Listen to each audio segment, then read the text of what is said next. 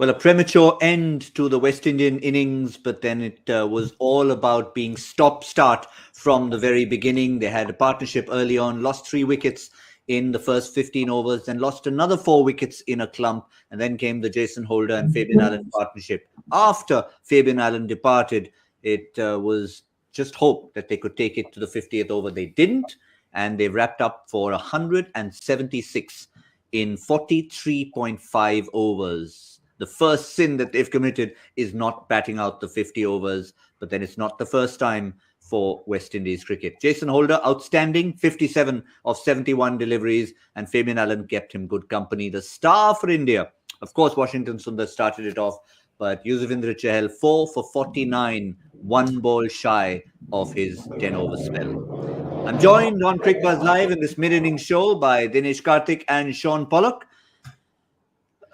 Shaun, you were insisting moments before we went on air that you were kind of thinking about 185, were you? I predicted 285, but that was just a slip of the tongue. It was meant to say 185. No, I think West Indies will be disappointed with that, won't they? We did discuss it before we came on air. We said in many ways it's the consistency of the top 6 that tends to let them down on most occasions. Bowling-wise, they can always do a bit of a job, and maybe the control at the top or the back end isn't that good.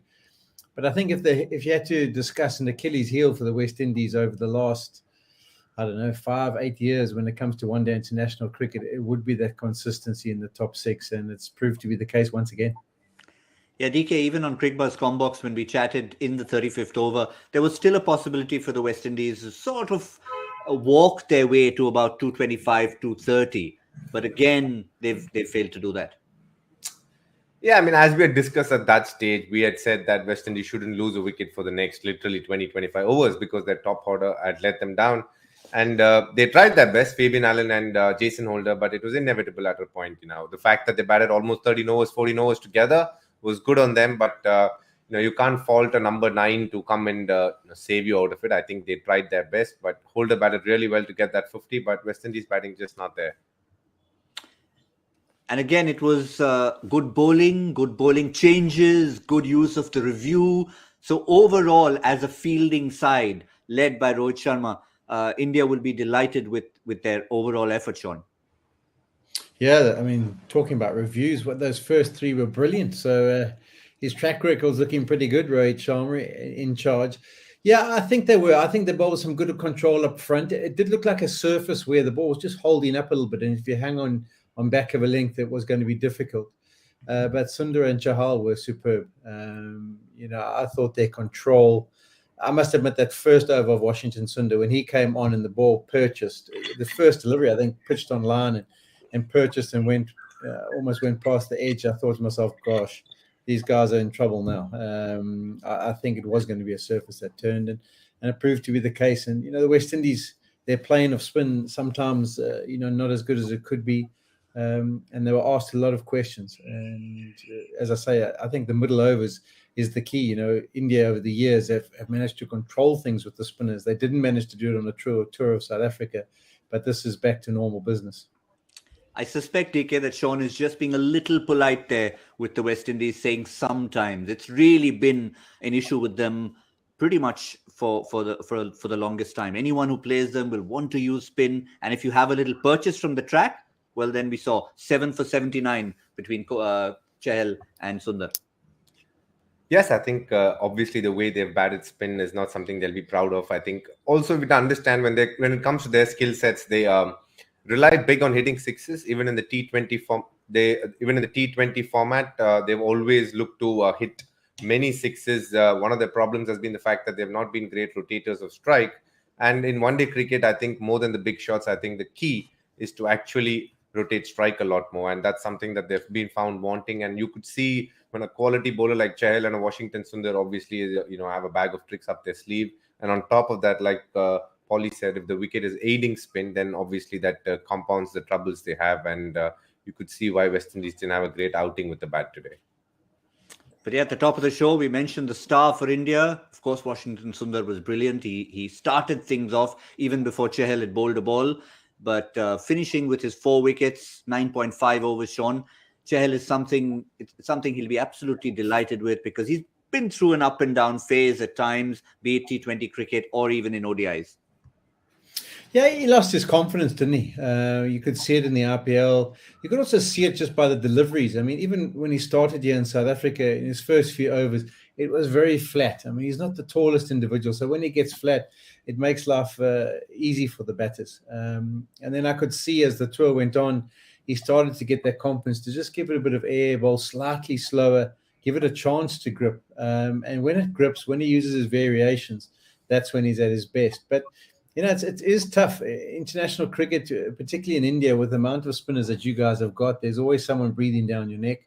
And when they're given that opportunity and they produce, and you have to sit in the back burners for a while, you can start to doubt yourself. So it's good to see him back. He's got a little bounce in his step. I think also Rohit backs him. I think he's got the confidence of Rohit Sharma. He's seen what he's done over the years. And was brilliant today. I mean, those 2 wickets and 2 deliveries.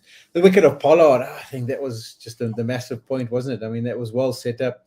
I think Pollard's got to look back and be disappointed as leader of the side to come out and be a big booming cover drive on the up first delivery. Particularly when his team needed maybe just a period of 5 or 10 overs where they put together a partnership. But that was the big wicket, and that little spell of Chahal's was so key. Of course, and he also had the confidence, not just of the current captain, but the former captain as well. We were talking a little bit about the reviews on Cricbuzz Combox, DK. One of the things we didn't touch upon was the role of Virat Kohli. He was happy to stay there and look around and play the role of being a team member. But when he could step in, he did and said, listen, I think we should go for that review. And Rohit said, okay, fine, let's go. Team effort. Yeah, most definitely. I think they have great camaraderie between them. You could see the respect that they have for each other. And I think Rishabh Pant obviously didn't hear the nick well enough, and he wasn't so sure from the body language. But it was Virat who walked up and said he clearly heard. And then obviously Rohit from the start had doubts whether it had hit, because I believe Rohit knew that there was pretty much a sound, and then they went on it. The fact that Virat came and said from covers that yes, I think it did hit the bat, gave Rohit the confidence. And credit to Rohit actually, because all 3 occasions I think he nailed the referral, and the fact that he took time in those 15 seconds to speak to the bowler, to speak to the keeper, and then make a decision, I thought it was very good on their part. But of course, it wasn't just the spinners. Yes, 7 wickets. We might have talked about Prasidh Krishna, I beg your pardon, from Chahal and Washington Sundar. But yeah, I was coming to Prasidh Krishna, so I might as well say it. 2 for 29 in his 10 overs, 47 dot deliveries. I think Siraj might have started things off, Shaun, but Prasidh Krishna, as and when he got the opportunity, the wickets and the economy would stand him in good stead. Yeah, I like the look of him. I liked his last game he played here in South Africa as well. And I think as they tour abroad, I think he's one of those guys that they must try and use more and more, because he just gets genuine bounce. He gets tight to the stumps. He uses his height to the full advantage. He comes from a nice high point, gets that ball to shape away to the right-handers as well. I mean, he's just got to sort out that every once in a while he just gets a bit close to the stumps and runs on. But besides that, I think he's a fantastic find. And as I say, when you get some bouncy surfaces over the years to come, I think he can play a part. Not that he can't do a job when the surfaces are slightly flatter, but I think he's an exciting guy to work with.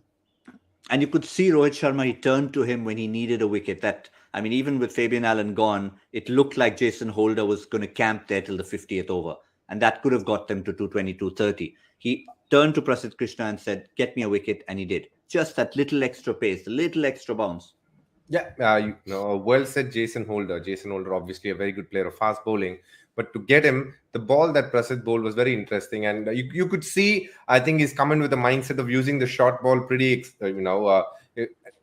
bowling as many short balls as possible to the West Indies team. Right at the outset, he set the tone with Darren Bravo, and then kept through bowling bounces through his spell. And that's one of his strengths. Like Paulie said, he's got the height, and for him, bowling a bouncer comes very naturally. And the good thing about Prasidh is he's able to pick wickets with a semi-new ball. So between overs 11 and 40, I think you can expect a wicket or 2. Even against England when he played in the home series, he did that. And I think that is a very important skill that the captain and coach will be looking at. And not to be harsh on Prasidh Krishna, but it's one of those things the team management will go up to him and say, well bowled, mate, but 30 minutes extra for your fielding. Shame, that catch would have been unbelievable. It was one of those ones where you catch, you do the 2 steps, you pop it up, you're running back out the boundary, back in and catch it again. Yeah, I think the problem is the standards are so good these days, aren't they? Even when you're looking, at someone like, I was just sitting watching and you're thinking of Washington Sundar and how does he compete with Ashwin? I mean, Ashwin would have loved to play against the West Indies, no doubt, on surfaces that offered more than what he got in South Africa. But it is little bits and pieces that play a part, don't they, in the one-day shorter format. So Sundar maybe can bat. Sundar maybe might be better in the field. Just those little things. And that's why Prasidh Krishna will be aware of that. There's some good fielders. Bumrah's a fantastic, strong arm from the boundary and gets around there. There's little things where you have to keep working on just to up the percentages and just to help the selectors push things in your favor. And this is when DK, you've got every team now has a bowling coach, a fielding coach, conditioning coach, etc. You don't want to lose sight of these little things, as Shaun said, just because you've got the opposition out for 176. If there are a couple of areas you need to tighten further, it needs to be brought up. Absolutely. I think at the elite level, every little thing is noted. And in this case, I'm sure they'll have a word with the whole team, actually. And there were a couple of slip-ups on the field. I don't think they dropped catches, but definitely the fielding wasn't up to the standard that generally that they themselves have set over a period of time. So definitely it'll be a small kind of word. I think the fielding coach is Dilip, who's obviously new. R. Sridhar has been around for a long time, and I'm sure Dilip will have his task cut out, and I'm sure he'll be having a word with a couple of the boys. But the other aspect that we talked about, I heard it talked about in commentary, Shaun, was the possible use of Deepak Hooda. Now, we saw Washington Sundar turn the ball. We saw Chahal turn the ball.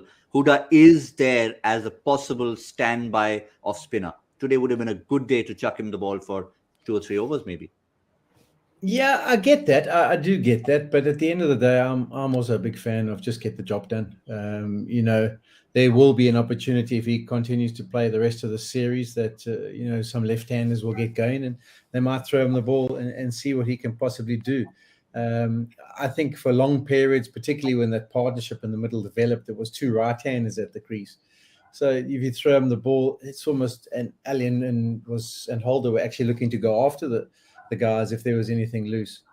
So I get that. And I have no problem with giving 5 bowlers the responsibility. I mean, there's often on days one of the bowlers disappears and you have to turn to your 6th option. But if it's all running smoothly, it's the same as a batter. If you get 100 partnership, 150 partnership, you're only chasing down 170. You don't say to him, okay, well, get out because we want to give someone else a go. Let's see how he gets on. Take the responsibility, do your job, and I think those 5 were superb. Yep, fair point. I think when it's going well, you don't need to go to that 6th option, DK. But I was just trying to maybe draw a parallel with Venkatesh Iyer in that first ODI in South Africa when we were expecting that if he's come into the side, that is the kind of role he might play. Yes, we all know that Deepak Hooda is picked because he can obviously roll his arm over.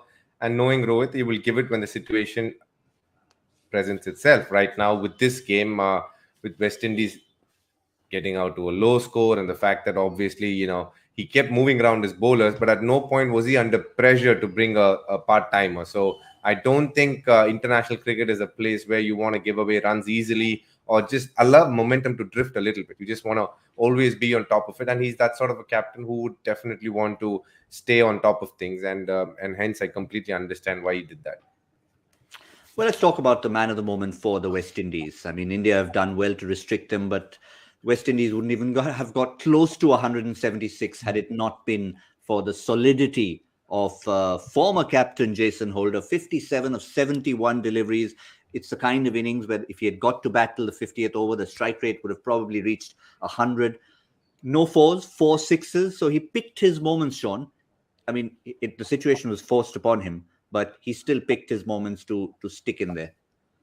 Yeah, we mentioned him and the auction and how he's been in good touch, those T20s against England, and now he shows his capabilities with the bat. And I think there's still more to come from Jason Holder. I think he's still got a lot more potential almost to realize as his career goes on. I mean, in the T20 World Cup, he didn't play, did he? We kept watching him run on with the drinks couldn't find a place in their side. And I think he's better than that. I think his batting's good. We've seen him get some big scores in the test matches. And yeah, I think in many ways he's been a little bit underdone. So I would think whoever takes him in the RPL auction will be thinking of him playing a massive part and almost building a team around him. I think he's now shown us that he's more capable and he can take on that responsibility. Yeah, DK, I think that's the change. Should you agree with Shaun? That's the change we might expect if we're talking about Holder vis-a-vis the auction. Because last time around, clearly, the 4 overseas players for Hyderabad were there. And there was also Jason Holder. Now, for a start, we have to remember that Jason Holder wasn't part of the team. He was called in as a replacement and then did so well that they held on to him the next year. And he is somebody who, when given an opportunity, has grabbed his, taken his chance as well as anybody would. And he's bowled well with the new ball. He's somebody who can contribute with the bat. And I'm sure he'll be looking forward to this week with the auction around the corner. Now, I want to throw a question at you before we wrap up this show. At the start, I asked about it being a great opportunity for the likes of Puran and Holder, even Romario Shepherd and Odean Smith, if they get a chance to play in the next 2 ODIs. But is there a flip side to it, Shaun? I'll come to you, DK, as well on the same question. Is there a situation where you've got a couple of games to play, you're in the spotlight, auction's 4-5 days away? Is there pressure added to your performance when maybe, okay, it's almost like an exam. I'm going out there, and everyone's watching me, no matter what I've done in the previous year. This might be the day when they sit up and take notice. Yeah, I think it's about currency. Your optimal currency is that present form and the ability to show what you can do. And obviously in Indian conditions as well. There's been plenty of guys who've set the world alight and then got into the RPL and they're faced with surfaces that stop, the ball turns, and guys go, oh, okay, maybe they won't be that effective because the conditions are very different to some of the one-day and T20 surfaces that you get around the rest of the world. So it is a case in point now when you're on this trip, you're going to probably face a little bit of spin. I think the surface will be similar for the next 2 games as well. And you have to show that you're capable of not only scoring, but scoring under these conditions.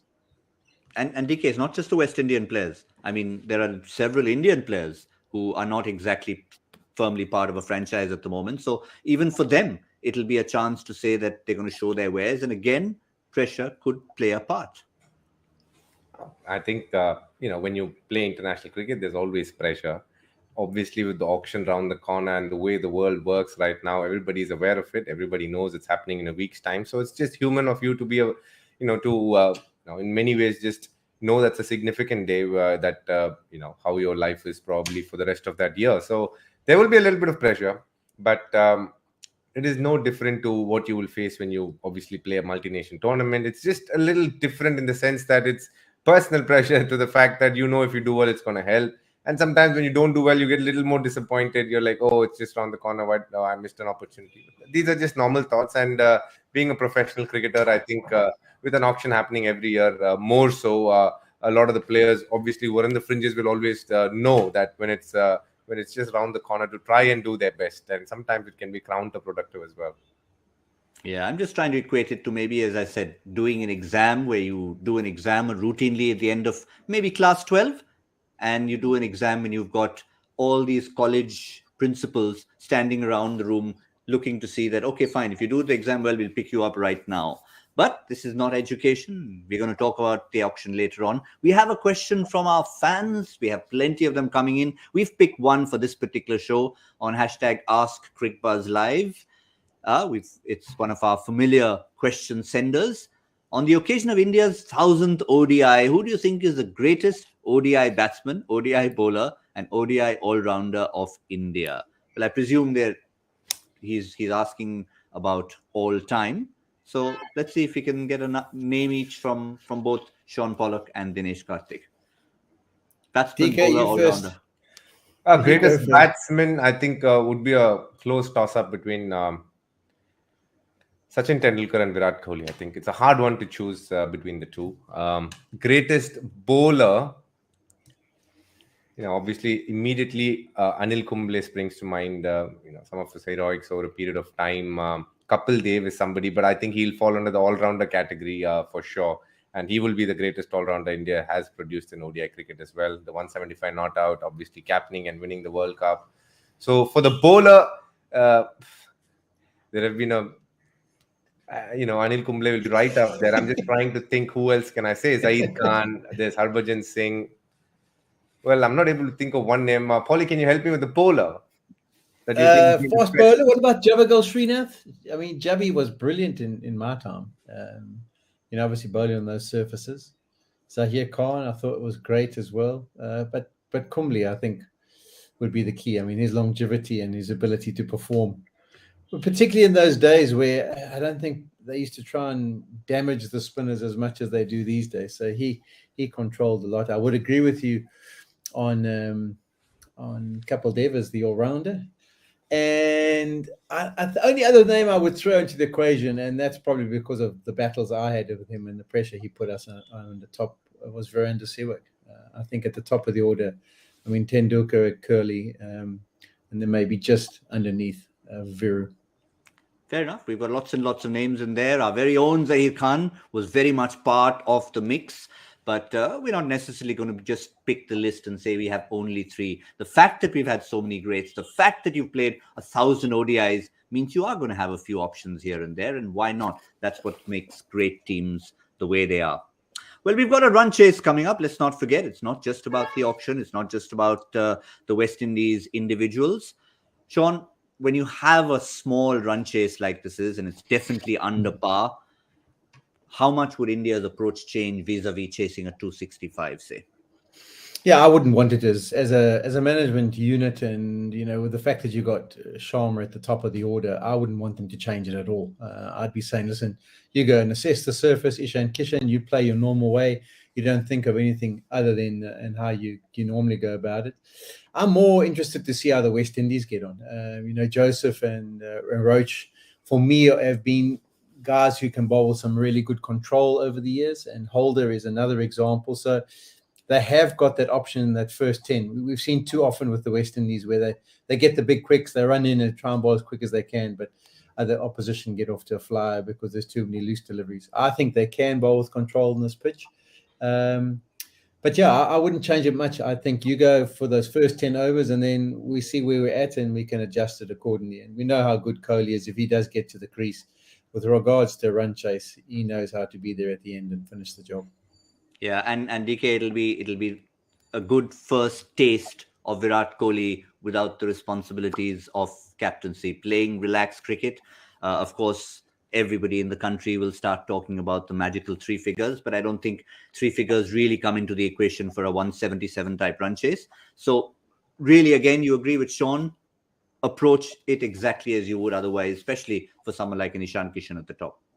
Absolutely. I think Shaun is bang on there. I just approach it like you would chase any other total. And what disappoints me is the fact that, Shaun Pollock is just going to be there at one com box, because I feel around the 30th to 35th over is when the game is going to get over. So that's something that's not sitting well with me. But it's okay. I'll just deal with it. Oh, I love this. This is what we like to get going. It all started in the morning with the 3-0 between Pollock and Dinesh Karthik, and it's continuing, and may it continue till the end of the game and the end of the series. We like a little bit of spice here, and that's what we're getting going. But that's what West Indies will need. A bit of spice, maybe from their spinners, Shaun. Akeal Hussain, Fabian Allen. Maybe Fabian Allen not known to be a big turner of the ball, but he's seen what's happened on the surface, and he'll want to try and extract something. Yeah, I think ideally what they want to be introducing those spinners with a few wickets down. I think that will be the key. Then they can maybe play a bit of a role and try and squeeze India. But if they have to be introduced after a really fast start with India not losing wickets up front, I think they'll become more challenging. But in saying that, there is something for them to work with there. We saw all the spinners, or the 2 spinners for India, managed to get the ball to turn. So they've got something to work with. DK maybe would be able to give us a better idea as whether the Jew is going to play a part. It would, Paulie, it would play a part, but the score is so low that I don't think West Indies at this point of time, especially with the bowling lineup they have, would fancy themselves to defend this target, because it's only going to make it slightly easier for India, and with the dew coming in, probably a little more easier. But I don't know if the game will go that far that the dew will come into context at all. Well, we seem to be in agreement about India's approach. It will not change. When you have someone like Ishan Kishan opening up with Rohit Sharma, both will play their strokes. Quicker bowlers will be there up front. What we can do is conclude the show with our little prediction. We were way off the mark, 50, 60, 100 runs almost off. But let's take a 10-over prediction. Where will India be, Shaun Pollock, at the 10th over in this run chase? 10 overs. I'm going to go 57. 57. I somehow have a feeling they might go a little bit harder. I'm going to go 69. Where do you stand, Dinesh Karthik? 51. 51. Yeah. Okay, even more conservative. Okay, holding back. Somehow maybe we get too influenced by T20 cricket, even from off the field here. But we'll see how India does. This is the first, possibly the first win of 2022, which is what we're looking forward to here. India versus West Indies, first of 6 games, 3 ODIs, 3 T20Is, 177 is what India face in front of them. Let's see Rohit Sharma's outing. Match number 1000, if it will be the inevitable victory, it appears at this stage. Thank you, Shaun Pollock. Thank you, Dinesh Karthik. We'll see all of you in the 15th over of India's run chase. For now, from Cricbuzz Live, that's all we have.